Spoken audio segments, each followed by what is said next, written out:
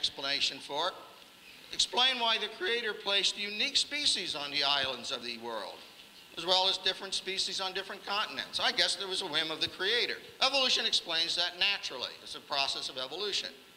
Maybe he has an explanation. I don't know. I haven't heard one from creationism. Explain why creationism does not violate the laws of conservation of mass, first and second laws of thermodynamics. Why we should abandon these laws. You know, one of the things that really gets my goat is sometimes creationists will say, well, you know, evolution violates such and such a law of nature. You know, first law, second law, whatever. Wait a minute, you're talking about a process that's outside of natural law. How can you attack us who understand and use natural law? It's a mystery to me. Okay?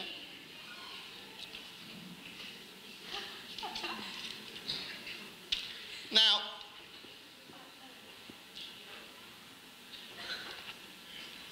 pointed out, then creationism misuses the facts, all right? Bad science. It's also bad theology. Let me just tell you a little story. True story, actually. Some of my stories are true. When I was in college, yeah, I'm an evolutionary biologist. Well, you can't believe me. When I was in college, I had a roommate who was a born-again Christian, and he used to, every night, would read the Bible. And frankly, it used to irritate me. He'd have the light on, and I'd be trying to sleep, and I'd hear those pages flip. And I said to him one day, I said, come on, you know, that Bible, you can interpret it any which way, blah, blah, you know, the usual argument that you get between somebody of my beliefs and somebody of his beliefs. So I took the Bible from him, and I said, look, I'll interpret something in the Bible. I opened it up, and I wound up in Revelations. And started reading the seventh seal, and here are some bits from it.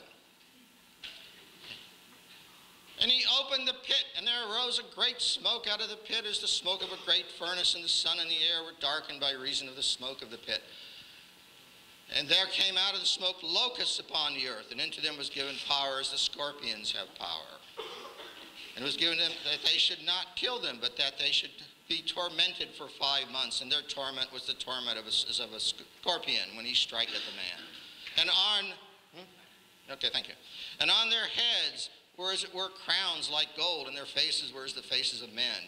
And they had breastplates, as it were breastplates of iron, and the sound of their wings was the sound of chariots of many horses running to battle.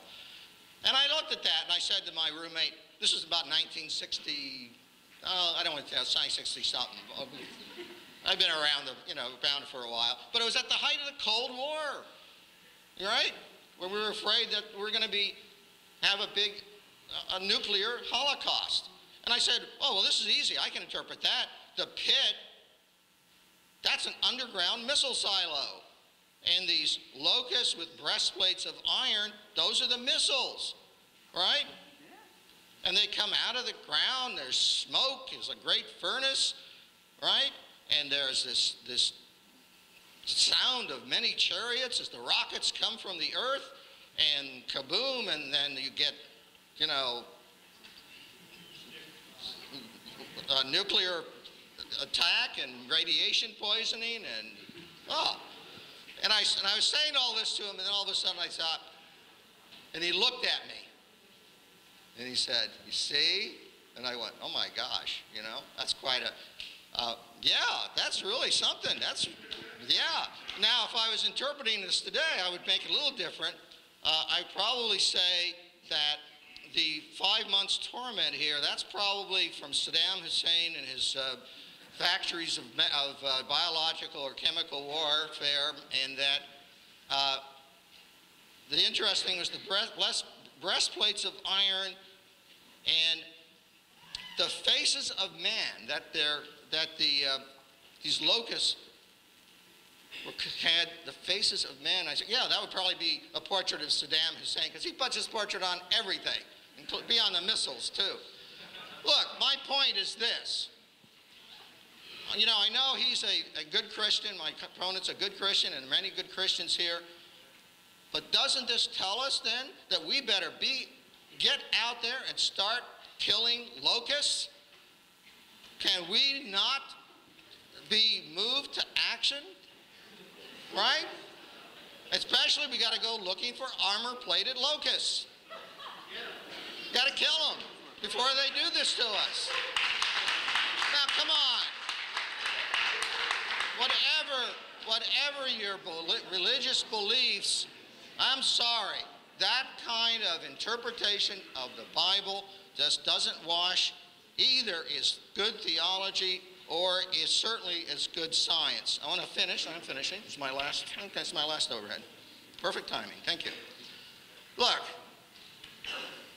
I know that my opponent has talked about this being a kind of a battle. Creationist battle cry. Here's what they tell you. And I see there are some young people, some children in here, some students, and this is what they tell you. And I find this offensive. Reject evolution or reject your faith. That's what they tell you. They tell you this is the battleground, right? If you are an evolutionist, you believe in evolution, well, then you've got to reject that particular version of the faith, right? Can you be a good Christian and reject and accept evolution? Well, okay, there you go. And I say to them, that is not the way it should be. There's a peace offering, okay? Science and religion deal with different domains of human experience. If you want to have a battle and you want to put your religion toe-to-toe with science, nobody gains, right? You say to the young person growing up who's studying biology and learning about fossils and learning about DNA, you say to that young person, hey, don't accept that, otherwise you can't be a good Christian. Now, I'm sorry, that's offensive, okay?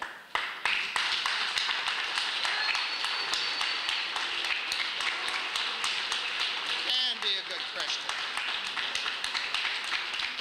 You can accept facts, scientists, there are many good Christians, many good Jews, many good Buddhists, Muslims, whatever, in the scientific community who study evolution. And they deserve the respect that they've earned from their hard work. Okay? Thank you.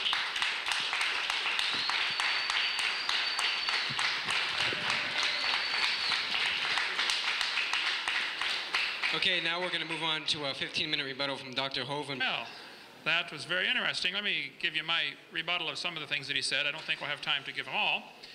His consistent theme throughout his talk was basically based on majority opinion. You know, in the scientific community, there is no debate. This implies, of course, you know, if you don't believe in evolution, then you're not a scientist. And if you do, you know, you can't be a scientist without believing in evolution. This is simply not true, and this is a very flawed logic used in any debate to say that majority opinion supports your position.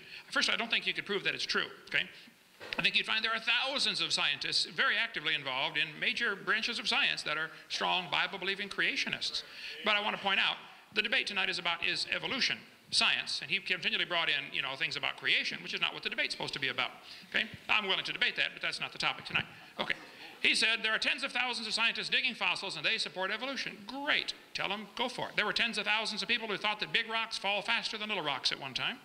That was taught for 2,000